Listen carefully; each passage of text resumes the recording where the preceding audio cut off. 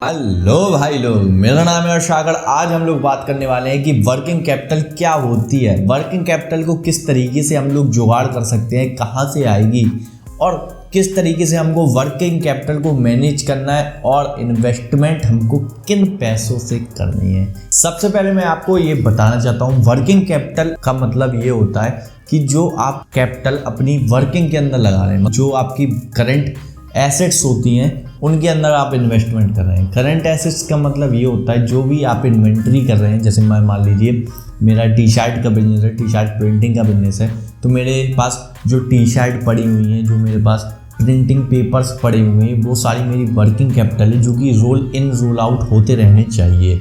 आपकी जो working capital है आपको उसको छूना भी नहीं है।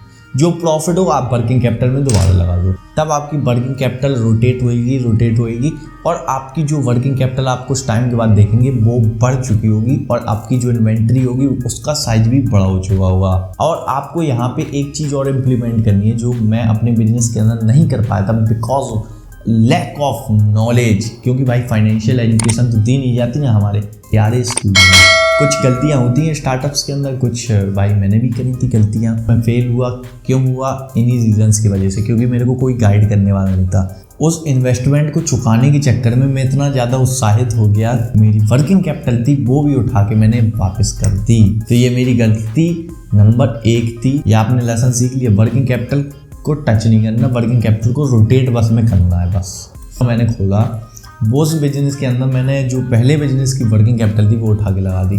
कोरोना आने वाला था, मार्च में लॉकडाउन लग गया था, तब मेरे पास लगभग 8000 रुपीज़ रखे हुए थे।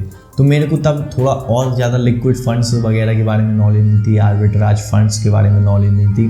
मैंने ये सोचा कि भाई देखो पैसा पड़ा है, पड़ा पैसा जंग लग जाता है। ये सारी चीज़ें फाइनेंशियल एजुकेशन थी मेरे के। मैंने एक काम किया, मैंने कहा यार भाई बिजनेस खोलना है, एसी का बिजनेस करते हैं, शेयर मार्केट का सीखा था और बहुत दिनों से इम्प्लीमेंट भी करना था, तो मेरा खाता भी खुल चुका था तब।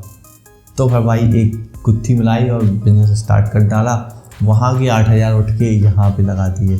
अब भाई समस्या, यहाँ पे तो डूब गया वो पैसा शेयर मार्केट के अंदर। अब जब मार्केट खुली, लैक ऑफ वर्किंग कैपिटल में मतलब उस अपने प्रिंटिंग बिजनेस को और नेक्स्ट लेवल से ग्रो नहीं कर पाया और ज़्यादा इन्वेंटरीज नहीं ला पाए। ये मेरी बहुत बड़ी निगेटिव पॉइंट बना।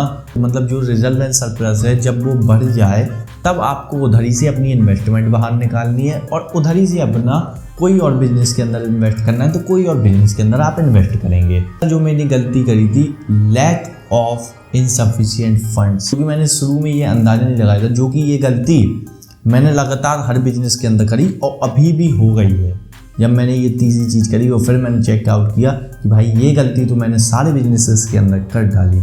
तो मैं आपको ये समझाना चाहता हूँ, जब भी आपको अपना इन्वेस्टमेंट प्लान बनाना है कि मेरे को क्या क्या लागत लगनी है, क्या क्या इन्वेस्टमेंट लगनी है, तो आपको एक काम करना है, वहाँ पर जितनी भी लागत लगनी हो आपको 20% और ऐड कर देनी है। तो मान लीजिए एस्टीमेट आया 1 लाख रुपए का आपको इन्वेस्टमेंट करना है। अब आपको मैं 20% एक्स्ट्रा रिजर्व एंड सरप्लस बना के रखना होगा, जिससे आपको ये बेनिफिट होगा कि भाई देखो कल के दिन मेरे को कुछ एक्सपेंस होना है, मार्केटिंग एक्सपेंस करना पड़ जाता है, या कोई खुदा न खास्ता मेरा कुछ ख़राब हो जाता है मशीनरी अचानक से, या मेरे को कोई बड़ा ऑर्डर मिल जाता है, तो मेरे पास कुछ होना चाहिए।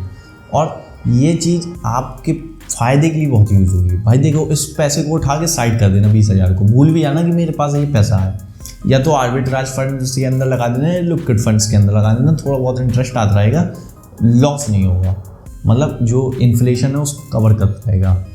तो ये चीज़ आपको प्रैक्टिकली पॉसिबल करनी है। भाई मैं भी अपने बिजनेसेस के अंदर अभी ये करने लगा हूँ, स्टार्ट कर दिया है मैंने। अब जब भी कोई अगला स्टार्टअप खोलूँगा सबसे पहला काम मैं यही करा करूँगा। उसके साथ रिजर्व एंड सरप्लस 20% एक्स्ट्रा, बस इतना काम आपको करना है। आपका जो बिजनेस है वो स्मूथली रनिंग होगा। तो ये 3 लेसन्स मैं आपको देना चाहता था कि आपको इन तीनों लेसन्स को समझना है और इम्प्लीमेंट करना है। वर्किंग कैपिटल आप लोग कौन कौन से तरीक़ों से जुगाड़ कर सकते हैं, कहाँ से आपके पास वर्किंग कैपिटल आ सकती है। जैसे देखिए, या तो आप अपने सेलर से उसी से आप माल उधार ले लो।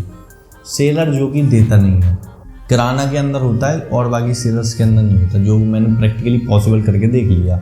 वो लोग आपसे पैसा ले ही लेते हैं।